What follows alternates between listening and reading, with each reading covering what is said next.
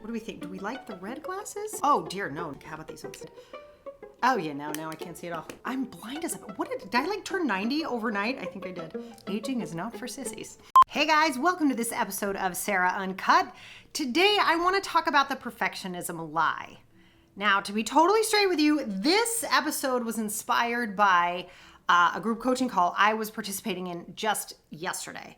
Okay, with this idea that we can't go out until it's perfect. What if I fail? Blah, blah. You know the usual stuff we all say, right? So today I want to talk about how to overcome that and really understanding when it's time to launch and when it's time to pack her in, if you know what I'm saying.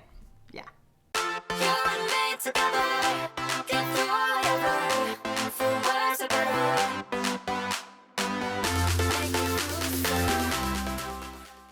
All right, so let's get to it. Let's say you have just poured a good 10 grand, because it happens.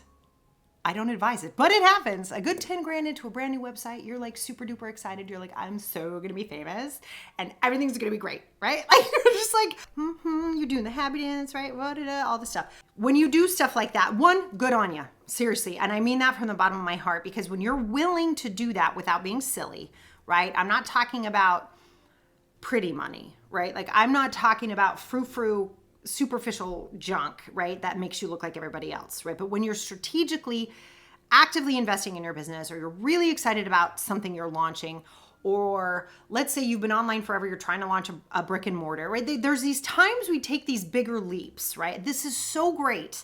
And when I say good on you, I'm not kidding. Like I think that's wonderful because it shows that you're willing to play with the big dogs, right? Like you're really ready to put your money where your mouth is, not even figuratively. That's nice. We want to honor that, right? And we really want to respect that. But it's scary AF, right? Can we just be honest about that? It's like, I did all the dollars and I did all the things, and what if it sucks? That fear, right? That fear of, oh my God, what if it sucks, can sometimes even keep people from investing, right? So we want to start right at the very beginning and say, yeah, don't invest in everything all at once, assuming it's all going to be perfect.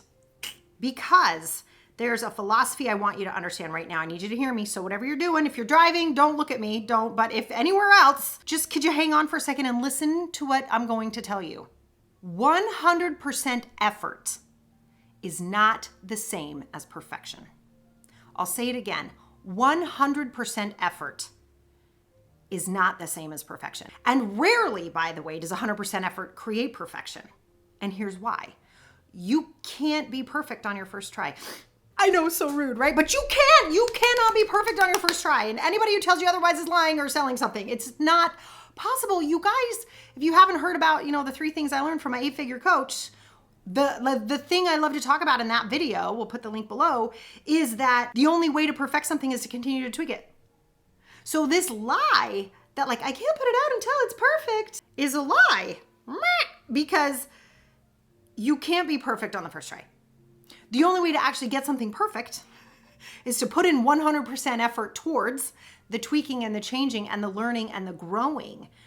And this misunderstanding, right, this lie that's perpetuated by the perfectionism we see on social media, by these, people who apparently come out of nowhere, they're usually buying followers, right? These people who come out of nowhere and don't take the usual 1 to 3 to 5 years it takes to really grow an audience and an understanding and trust and the likability factor we talk about all the time.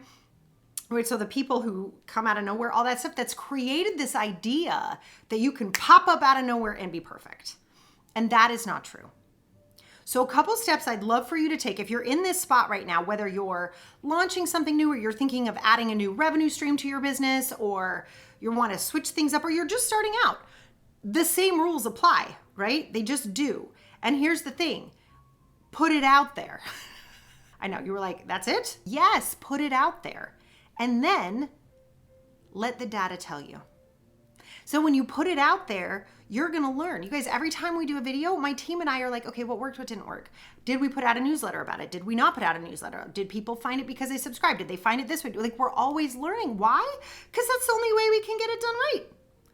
If we just throw it out there and assume we know everything, that's not going to work. If you just throw it out there and assume you know everything, that's not going to work. So before you invest more than most of us spend on our first cars on your website, right? Or whatever it is you're investing in, please do the testing and the tweaking and the talking and the learning and the growing that you need to do to understand whether or not that investment's going to get you what you need. Because if you just invest in that and the message wasn't correct, or you hadn't figured out your branding, or you weren't sure what your unique selling proposition is, if you don't know what that is and you just throw it out there and you spend all those dollars and then you're like, I hope it works. Yikes. See what I'm saying? So no matter what it is you're thinking of getting out there, get it out there. It's like I say to people all the time, this perfectionism thing, right? And this fear of failure. I'll get to the fear of failure in just a second. But when we're talking about the steps towards progress, right? The steps of 100% effort, not perfection. It's about getting it out there, tweaking, learning, growing, tweaking. And that's how we reach perfection. Really, who the hell gets perfection on their first try? Have you not seen how many versions of the iPhone we have now, people? I mean, come on. How many times does every piece of software we all use get updated? I mean, come on. And sometimes they make it worse, by the way. Not all the time. Usually, but it's with that goal towards getting better, right? Always like, oh my gosh, we're hearing this feedback, we're adding this feature. That's how we get better. One of the analogies I always use here is like for people who want to do video, right? They're like, well, I've got to spend $9 million on the camera and I have to have $20 million worth of lights. No, like it's this idea of like, I cannot get started until I have invested in this and I've taken 89,000 courses and I write every day and I have 45,000 ideas for video. Now, do you think that person who takes 9 months to a year to research and investigate, right? Not that the research and investigation is bad, but during that time, they're not learning how to do video. They're studying how to do video. Do you see the difference? There's a difference there. There's a theoretical study versus the person who flips their camera around and starts recording, right? They just start recording. They're like, that one sucked. But then they're doing that. And then they're like, okay, now that I've got this pattern down and I like the way I do this, or I like the way my hands look here, or I love my new background, or whatever it is that they're researching and studying, right? They're going through that. Then they take a course. Do you see the difference? So that can make a huge difference in your progress if you actually just get started in what it is that you need to be learning. Okay? Get in there and get the experiential knowledge, not just the theoretical knowledge. We like to stay here because most of us are really good at studying, right? This is how we learn in school. This is what we like to do. And so studying stuff and like getting courses and reading books and those things, those are great and they can be great supplements. But who do you think is going to be further along in a year? The person who's still studying or the person who's been practicing and studying a little bit here and there, right? And then tweaking and learning, right? You can see the difference because this person, by the way, also probably has what? Maybe 100 videos under their belt. This person has 0. Okay? That is the difference between the perfectionism versus 100% effort, right? Over here, we're being perfect and nothing is being produced, right? No content is being created. And over here, right, we have the person who's actually creating content and getting better at it and understanding what they need to do and learn to make it even better each time. And then they might add a light, and then they might add a new mic, and then they might add a new video. Do you see what I'm saying? But it goes slower a little bit, but at the end of the day, it actually ends up going faster because the end product gets better faster. I hope that makes sense. Now, the last thing I just want to talk about is the fear of failure. Looking good and the fear of looking bad, right? Like avoiding looking bad and desiring to looking good. Okay, this is a human condition thing. So we've got to be super generous with ourselves about that. This is not a time to be mean and to be like, why do you care about looking good? Of course, you're alive, right? Like that's a part of the human condition is to worry about looking good and avoiding looking bad. This is just what we do. When we have a fear of failure, what I want you to understand is while you might be a little bit disappointed, and now hopefully you understand that 100% effort can never be failure. I hope you are starting to kind of let that sink in a little. The fear of failure isn't so much the fear of failure. It's the fear of looking bad. And that's a very normal human experience. And I want you to really embrace that and understand that and be super kind to yourself about that because we all have it. You guys, you've seen it. Like I'll be out here pouring out my heart and soul to help women make more money and make a bigger difference in the world, all because of my grocery store story with my mom and like watching her not have the money to pay for groceries, right? All that stuff that I've gone through my entire life. I'm pouring my heart and soul and someone's like, you know, in your background, you have pumpkins on your window. I'm like, dudes, are you kidding me right now? Right? That's always going to happen. And we know that that's going to happen. And so sometimes that fear of what other people think of us or that fear of looking bad can hold us back. And we've misnamed that the fear of failure. Okay? It's actually a fear of looking bad. And for those of you that love the book, The 4 Agreements, we'll link to the 4 Agreements down below. I love the 4 Agreements because one of the agreements is that what other people think of you is none of your business. Rude, right? But it's so true. It's none of our business. And by the way, you guys, even when someone's nasty or someone like does something mean, I want you to realize they usually forget about that in about 10 seconds. It feels like crap to us, and that's because of our negativity bias, where we pay attention to negative things 5 times more often than we pay attention to positive. It's okay, you can take a second to write that down. 5 times more likely to pay attention to something that's negative than to something that's positive. So we pay attention to it, we remember it, plus we've got this human desire to never look bad, right? So when someone's mean or nasty, it really sticks with us for a second, and that's a skill for us to learn how to get through that faster. And then on the other side of it, you've got to remember when someone's mean or nasty, they go on with their day.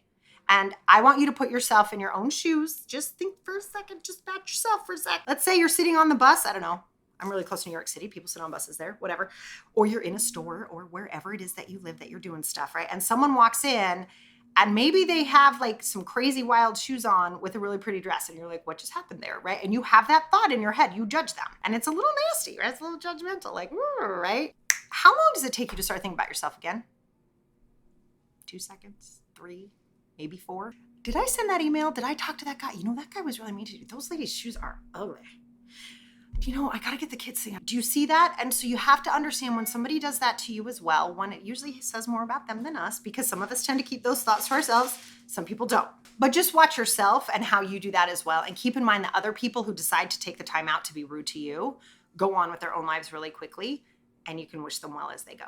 And release that fear as much as you can. We'll never get rid of it because it's kind of the human condition. But the skill that I want you to develop as you start to deal with this lie of perfectionism is understanding that your fear of failure or your fear of not being perfect is actually blocking you and has more to do with you being afraid of looking bad than it has to do with you being a perfectionist. So bottom line, my beautiful people, get it out. Whatever it is, get it out. Get it out and trust that you will perfect it along the way and that you'll take the data and the feedback that comes to you and make it better and better each time. All right, you guys, if you've never seen me before, hi, my name is Sarah Welton and I'm a business mentor and success coach. Go ahead and hit that subscribe button. I'd love to see you around here more often. I love giving you tips and tricks and ideas and encouragement to get out there and share your gifts, talents, and expertise with the world. And P.S., make a good living at it too. All right, I'll see you guys next time.